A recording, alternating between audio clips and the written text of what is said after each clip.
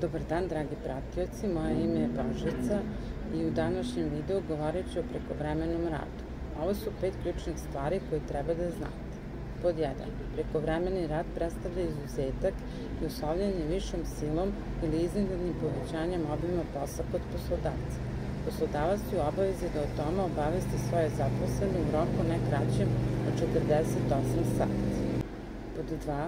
Prekovremeni rad na nedeljnom nivou ne može da traje duže od 8 sati, što znači da radna nedelja zaposlenog može da traje najduže 48 sati. Takođe, zaposleni na dnevnom nivou može da radi najduže 12 časova. Pod 3. Zaposleni mlađi od 18 godina, trudnici i zaposleni koji doje dete ne mogu biti angažovani za prekovremeni rad.